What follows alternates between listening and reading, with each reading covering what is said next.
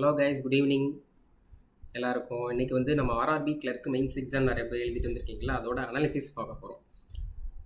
Okay, இன்றைக்கி exam எப்படி இருந்துச்சு, ஓவராலாக எப்படி இருந்துச்சுன்னு கேட்டிங்கன்னா, லாஸ்ட் இயர் எப்படி கேட்டாங்களோ அதே மாதிரி தான், அதே பேட்டர்னில் தான் இருந்துச்சு. எக்ஸாம்பிளுக்கு ரீசனிங், குவான்ஸு, இங்கிலீஷ் எல்லாமே ஒரே தான். கரண்ட் அஃபேர்ஸ் கூட போன வருஷம் கேட்ட மாதிரி ஸ்டாட்டிக் தான் நிறைய கேட்டிருக்காங்க. ஓகேவா? சரி, இப்போ நம்ம சிம்பிளாக ஒரு அனாலிசிஸ் மாதிரி பார்த்துருவோம். ஃபஸ்ட்டு வந்து ரீசனிங் தான் ஓப்பன் ஆயிருக்கு. ஃபஸ்ட்டு ரீசனிங் ஓப்பன் ஆயிருக்கு. என்னென்னலாம் கேட்டிருக்காங்க அப்படின்னு பார்த்தீங்கன்னா, உங்களுக்கு ஃபஸ்ட்டு பசில் சீட்டிங் பார்த்துருவோம். பசில் சீட்டிங்கில் என்னென்ன கேட்டிருக்காங்கன்னா, ஒரு ஃப்ளோர் ஃப்ளாட் பசில் கேட்டிருக்காங்க, ஃப்ளோர் ஃப்ளாட்டு. அப்புறம் அன்னோன் சீட்டிங்,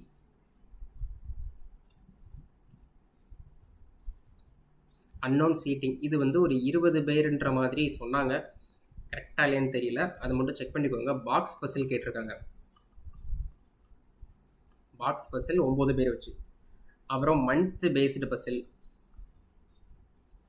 அதுக்கப்புறம் லீனியரில் நார்த்து சவுத்து, இது 8 பேர் அப்படின்னு நினைக்கிறேன், கரெக்டாக ஞாபகம் இல்லை.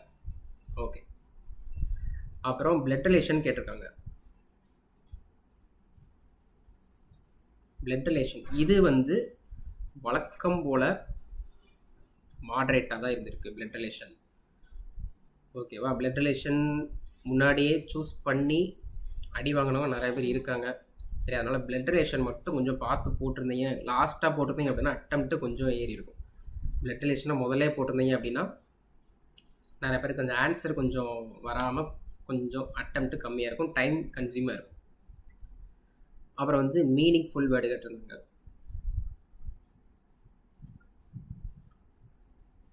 மீனிங்ஃபுல் வேர்ட் இது ஏதோ நியூ பேட்டர்ன் வச்சு ஏதோ கேட்டிருந்தாங்க, எனக்கு கரெக்டாக தெரில, தெரிஞ்சிங்கன்னா கமெண்ட்டில் சொல்லுங்கள்.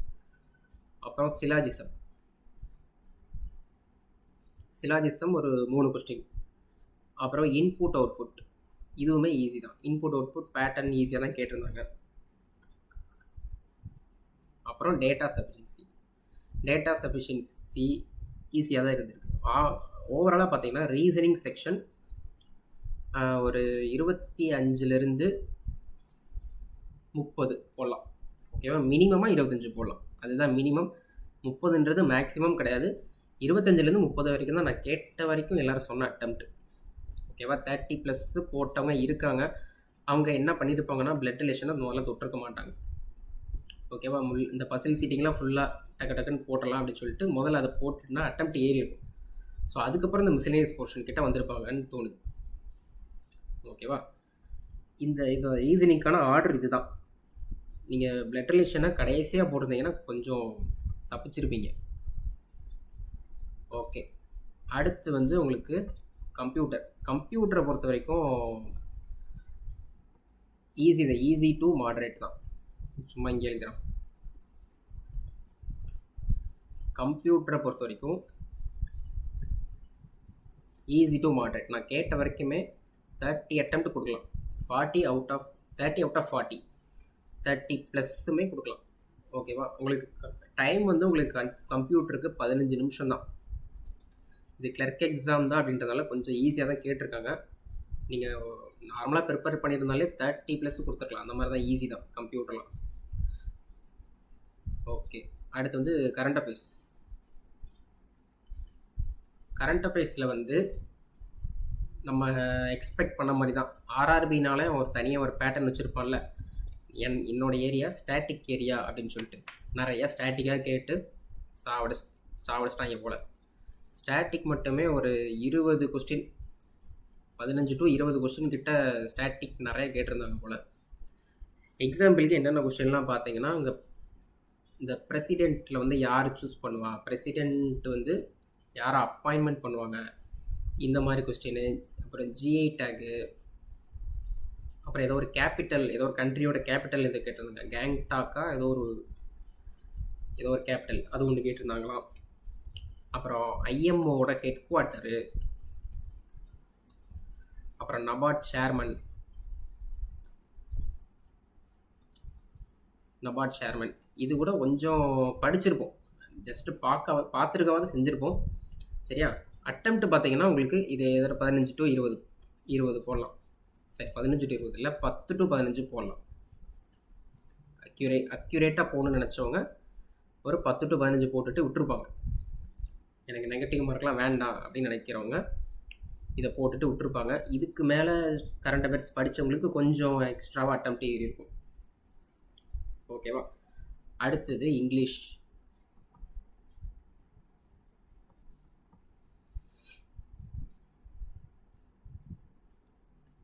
இங்கிலீஷில் பார்த்தீங்கன்னா ஈஸி தான். ஓவராலாக லாஸ்ட் இயர் எப்படி கேட்டிருந்தாங்களோ, என்னோட இங்கிலீஷ் அட்டெம்ப்ட் லாஸ்ட் இயர் 40க்கு 40 போட்டேன். மார்க் வரல, 40 அட்டெம்ப்ட் கொடுத்தேன். சரியா? இந்த வாட்டியுமே 40 அட்டெம்ப்ட் கொடுக்குற மாதிரி தான் இருந்திருக்கு. ஒரு ஃப்ரெண்டு ஒரு ஆள் வந்து 40 போட்டுட்டு சும்மா உட்காந்துருந்தேன் அப்படின்னாரு 5 நிமிஷம். அவ்வளோ ஈஸியாக தான் இருந்திருக்கு. ஓகே, இதில் என்னென்ன கேட்டிருக்காங்கன்னா 2 ஆர்சி கேட்டிருக்காங்க.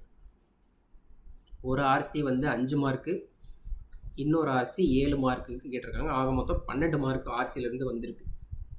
ஓகேவா? அப்புறம் சிங்குலர் ப்ளூரல்.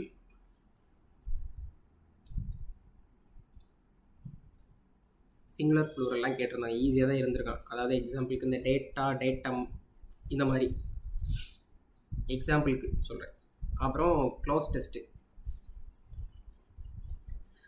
டெஸ்ட்டு வந்து எப்படின்னா ஒரு ஸ்டோரி வைஸாக இருந்துச்சு. இந்த சாண்டா கிளாஸ் வந்து நமக்கு இது கிஃப்ட் கொடுக்குற மாதிரி ஏதோ சம்திங், அதுக்குள்ளே சின்ன சின்ன கிராமட்டிக்கல் ஸ்பேஸ் அந்த மாதிரி வச்சு கொடுத்துருந்தாங்க. 5 மார்க்குக்கு ஈஸியாக தான் இருந்திருக்கான். சும்மா ஜென்டராக தான் இருந்துச்சான் 5 மார்க்குக்கு.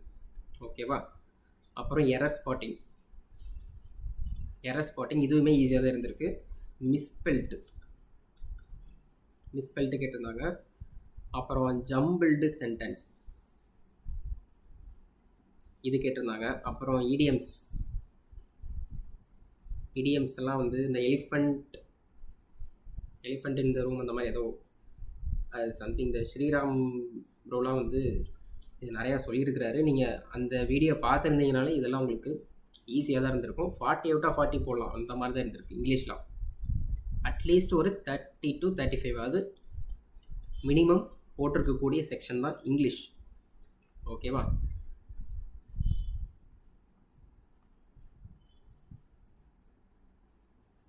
அடுத்தது குவான்ஸ்.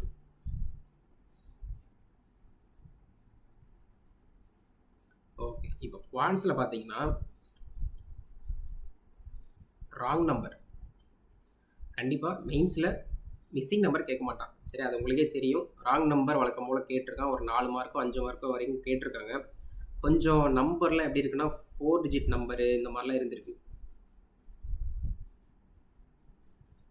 ஸோ இந்த மாதிரி கொஸ்டினில் நீங்கள் அவாய்டு தான் பண்ணணும். வேறு வழியே கிடையாது. எடுத்தோடனே நான் வந்து பெரிய ஜாம்பவான்னு நிரூபிக்கக்கூடாது. சரியா? இதெல்லாம் ஃபஸ்ட்டு ஸ்கிப்பு தான் பண்ணணும். ராங் நம்பர்னு பார்த்தோன்னே உள்ளே விழுந்துடக்கூடாது. அப்புறம் டிஐ பார்த்தீங்கன்னா 2 டிஐ கேட்டிருக்கான். என்னென்ன டிஐ அப்படின்னு பார்த்தீங்கன்னா ஸ்விக்கி, சொமேட்டோ,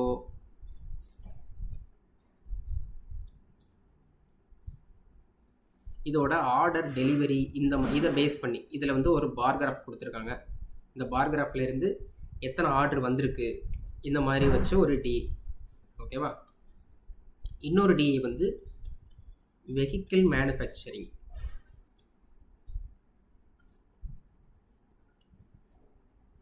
சோல்டு அன்சோல்டு இவ்வளோதான். இதுதான் கான்செப்ட்.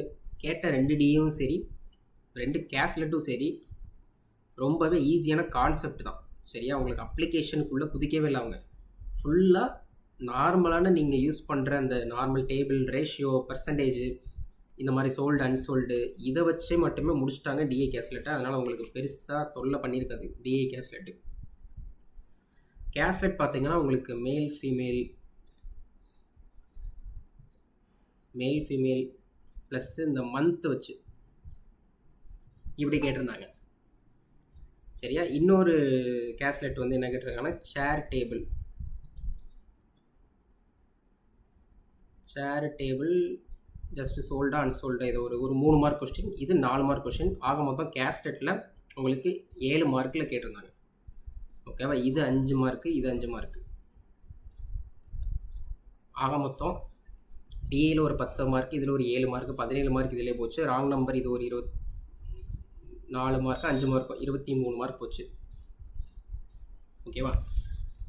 இது முடிச்சிட்டிங்கன்னா மிச்சம் எல்லாமே அப்ளிகேஷன் தான். ஃபுல்லாக அப்ளிகேஷன், குவான்டிட்டி இதை வச்சு உங்களுக்கு செஷனே முடிச்சுட்டாங்க. அப்ளிகேஷனை பொறுத்த வரைக்கும் ஃபஸ்ட்டு குவான்டிட்டி பார்ப்போம். குவான்டிட்டியில் ஒரு 3 கொஷினோ 4 கொஷினோ கேட்டிருந்தாங்க. ஓகேவா? மிச்சம் எல்லாமே சிங்கிள், அதாவது ஒரு டாப்பிக்லேருந்து மட்டும் அப்ளிகேஷன் அரித்மெட்டிக். ஓகேவா? இது எல்லாமே இண்டிவிஜுவல் டாபிக், எல்லா டாப்பிக்லேருந்தும் ஒரு கொஷின் எல்லாத்துலேயுமே எடுத்துட்டாங்க. ரொம்பலாம் டிஃபிகல்ட்டாலாம் இல்லை மக்களே. அரித்மெட்டிக் பொறுத்த வரைக்கும் சும்மா 2 லைன் தான் இருந்திருக்கு. 2 லைனில் தான் கேட்டிருக்காங்க. நம்பர்ஸ் எல்லாம் ரொம்ப வேரியபிளாக வச்சு விளையாடலை. நார்மலாக ஒரு பிஓ ப்ரிலிம்ஸில் எந்த அளவுக்கு அரித்மெட்டிக் எடுத்துருக்கோ அந்த மாதிரி தான் இருந்திருக்கு. ஓகேவா? இதில் உங்களுக்கு ஓவராலாக அட்டெம்ப்ட் பார்த்தீங்கன்னா ஒரு மினிமமாக 15 to 20 கொடுக்கலாம். கண்டிப்பாக மினிமமாக கொடுத்துடலாம். மேக்ஸிமம் 20+, அது உங்களோட திறமை தான். 20+ கொடுத்துடலாம். ஓகேவா? இப்போ உங்களுக்கு ஓவராலாக அட்டெம்ப்ட்டு கட் ஆஃப் எவ்வளோ மார்க் எக்ஸ்பெக்ட் பண்ணலாம் அப்படின்றத நான் சொல்கிறேன். ஒரு 110லேருந்து 115 இவ்வளோ தான். இவ்வளோ தான் வரும். இதை தாண்டி வர்றதுக்கு பாசிபிளே கிடையாது. ஏன்னா லாஸ்ட் இயர் இதே மாதிரி தான் இருந்திருக்கு. அதே பேட்டர்னில் தான் இந்த வாட்டியும் கேட்டிருக்காங்க. பெரிய டிஃப்ரென்ஸ்லாம் ஒன்றும் இல்லை. இதை விட கம்மியாக கூட கட் ஆஃப் போயுமே தவிர இதை தாண்டவே தாண்டாது. தைரியமாக இருக்கலாம். நீங்கள் மேக்ஸிமம் அட்டெம்ப்ட்டு ஒரு 140+ அக்யூரேசியாக நான் போட்டிருக்கேன் அப்படின்னு நினச்சினாலே கண்டிப்பாக நீங்கள் கிளியர். ஓகேவா? என்னோட அட்டெம்ப்ட்டு போன வருஷம் 144 இவ்வளோ தான். நான் கிளியர். அப்போ என்னோடய அட்டெம்ப்ட்டு வந்து கொஞ்சம் அக்யூரேசியாக போட்டதுனால எனக்கு கிளியராக இருக்குது. அக்யூரேசி நீங்களும் மெயின்டைன் பண்ணியிருந்தீங்கன்னா நீங்களும் கண்டிப்பாக கிளியர் பண்ணிடலாம். உங்களோட அட்டெம்ப்ட்டை மட்டும் கீழே கமெண்ட்டில் போட்டுருங்க. இதோட வீடியோ எண்ட் பண்ணிக்கலாம். ஓகேவா? இதுதான் எக்ஸாம் அனாலிசிஸ் ஓவரால். ஓகே.